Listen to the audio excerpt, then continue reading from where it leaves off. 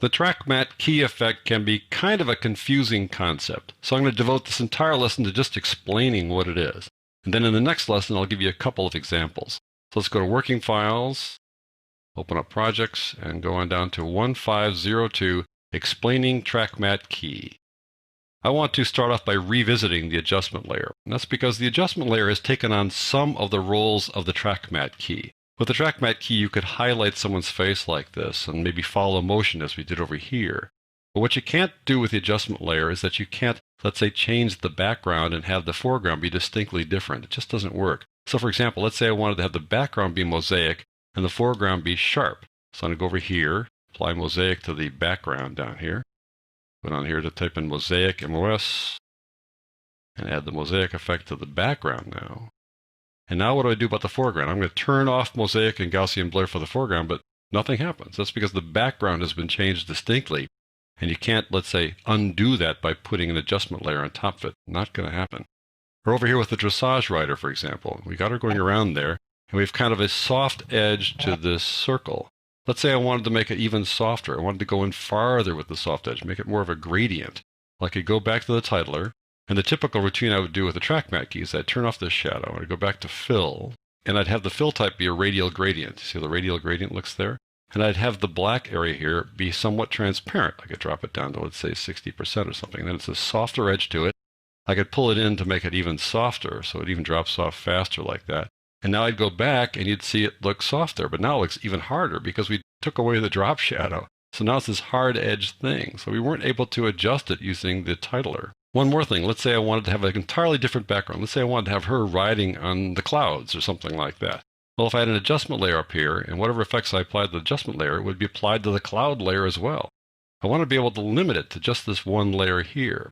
To do all the things I just mentioned, where you want to have two distinctly different effects on two different layers, where you want to have a nicer looking gradient to this little highlight, or you want to use an entirely different background. For that, you use a track matte key effect. So you go over here and let me explain what a track matte key is, and then we'll do some examples in the next lesson. Let's go back to the project panel. I'm going to start by just walking you through this whole process here. I've got a couple of solid layers. Got a red solid. Put it there. I'll spread it out so you get some real estate here. And pull it down so you got some room on top. Here's this red solid. It's just this solid object that I made. It's actually made by using something called a color matte, but since it's called a color matte, it gets confusing when you use a track matte key. So it's just this red solid. I'm going to put a blue solid on top of it. So as you can imagine, the blue solid will cover up the red one. There's the blue on top. I turn off the visibility, and there's the red guy. So what I want to do now is make parts of the blue solid area transparent to show the red solid underneath that. Other parts I'm going to make opaque so you can still see the blue solid. And some other parts I'm going to make partially transparent. So to do that, I'm going to use a graphic that I created for that purpose. And then I'm going to attach that to a track matte key that I'm going to apply to this layer here. So the graphic is over here. Pull it over. I made this graphic inside the titler. Just take a look at it for a second. We've got these solid ovals, solid white, black, and a gradient there. White, black, and gradient text. These are all solid. And then this little rectangle here has a solid white, but it gradually goes to transparent. So you see the blue below there. I put that on top of the blue solid. What I'm going to do now is I'm going to attach that to the blue solid clip. This is where the track matte key gets confusing. Most people think that when you use a track matte key, you apply it to the graphic that you're going to use. That's not the case. You apply it to the clip to which you want to attach the graphic. So I'm going to apply the track matte key effect to this blue solid so I can have parts of it be transparent and parts of it be opaque and be partially transparent. So to do that, I'm going to go over to Effects, and you can find the track matte key inside the keying effects. You go Video Effects, Keying. The track matte key will be down here toward the bottom. I've also got it in my group of color correction effects because I use it so often. I've got it here as well. I'm going to apply it to the blue solid by just double clicking on it there. Now it's applied to the blue solid. Nothing happens because you need to tell the track matte key where to find the graphic that you want to use as a track matte. So I go over here to the track matte key effect. It says matte none. It wants to know what track it's on. The only choice right now is video 3. If I were to take this and put it to video 4, for example, now it's going to say the choice is 3 or 4. Okay, very good. So I'm going to tell it 4. Notice what's happened. We see the red clip down below it, and we see parts of the blue clip on top. What we're saying here is that we're applying this graphic to this clip. So any place in that graphic up on track 4 that's solid will make that same area in the blue clip opaque. Any place that's transparent, you see the red clip below it. So here it's a little transparent, but it gradually becomes solid. Here it's solid, but just a little bit of transparency around the edges. Otherwise, it's just solid, so you see the blue. I can reverse this. Click the reverse button. If I reverse it, just think what's going to happen now. If I reverse it, any transparent area in this graphic will now become opaque, and any opaque area will become transparent. Boom. So the areas that are now transparent used to be opaque in the graphic. If I turn this off for a second, be reminded. Here's the original graphic. Solid, solid with a little bit of transparency around the edges. Transparent here, solid, solid, solid. Even though it's a gradient, it's still solid. If I turn that back on again by turning on the track matte key, you see that the solid areas have now become transparent because I reversed it.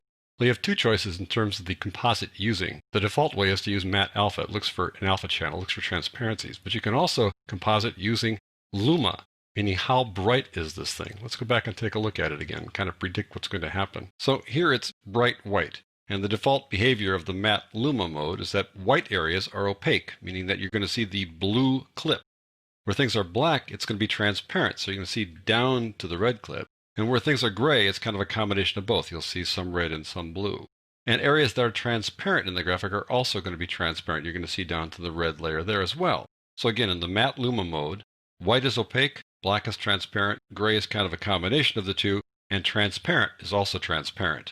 So let's take a look at that now. I'm going to turn it on.